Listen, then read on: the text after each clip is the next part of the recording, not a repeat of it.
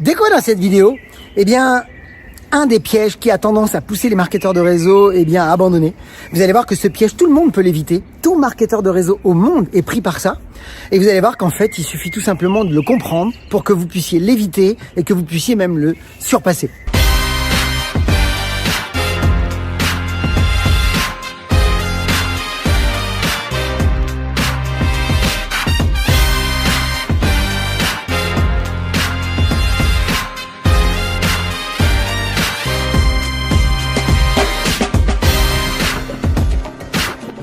Bonjour à toutes et à tous, donc je suis Christophe Tamry, propulseur de leaders et fondateur du programme Réussite MLM, qui sont dans vos programmes de coaching et de formation en marketing de réseau et en développement personnel combiné pour vous aider à révéler le leader qui est en vous.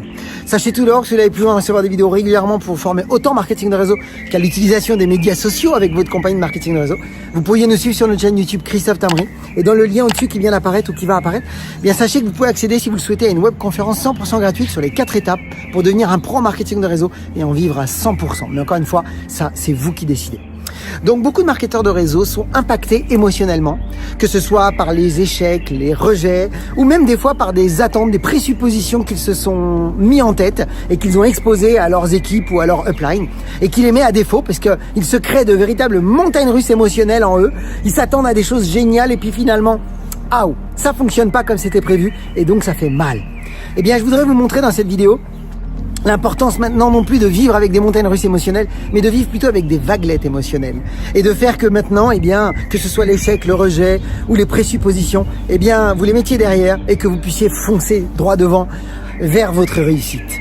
Donc, on va voir aujourd'hui, bien justement, comment se détacher émotionnellement et surtout, quoi faire pour vous détacher émotionnellement.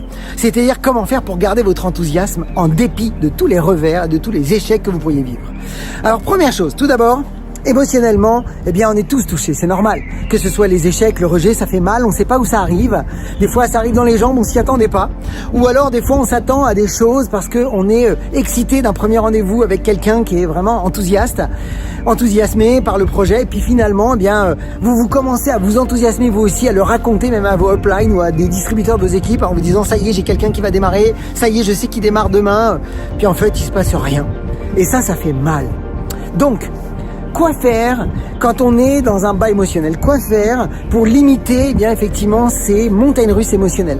La première chose que j'ai envie de vous dire, c'est tout d'abord, à partir de maintenant, faites uniquement votre job. Ne cherchez pas à présupposer à la place des autres. N'anticipez rien.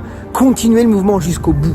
Allez jusqu'au bout du mouvement. C'est-à-dire que quand quelqu'un, eh bien, est venu à un de vos premiers rendez-vous, eh bien, rappelez-vous qu'il n'y a rien de gagné pour l'instant. Vous ne le savez pas, peut-être qu'il va tomber sur des voleurs de rêves, peut-être qu'il est tout simplement en train de vous dire qu'il est super intéressé, mais en fait, il en pense pas moins en se disant « laisse tomber, c'est pas mon truc ».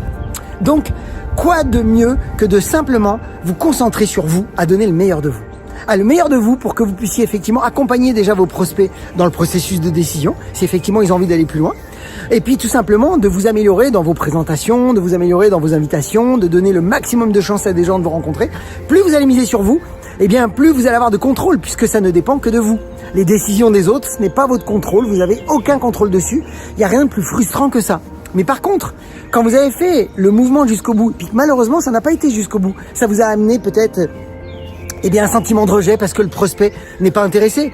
Rappelez-vous déjà que ce n'est jamais des rejets. C'est des rejets temporaires. Ce n'est que, tout simplement, peut-être pas le bon timing pour votre prospect. Mais rappelez-vous tout simplement que, en fait, le secret des secrets, je voudrais le dire en 2 choses. C'est, si vous réussissez à rester constamment constant, ça veut dire, donc ça présuppose que même quand les moments sont bas, au moment des émotions basses, eh bien, plus vite vous vous remobilisez à passer à l'action, plus vite vous allez vous remettre dans une émotion positive.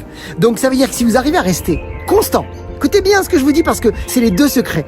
Si vous arrivez à rester constant et si vous arrivez à limiter les frustrations, c'est-à-dire sans être frustré, c'est-à-dire que vous êtes au-dessus, vous êtes capable de vous remobiliser et de vous détacher émotionnellement, eh bien, vous allez voir que vous allez construire un empire, vous allez gagner beaucoup d'argent dans le marketing de réseau. Ces 2 choses-là, constance, sans être trop frustré, eh bien, vous permet de garder le cap et de foncer.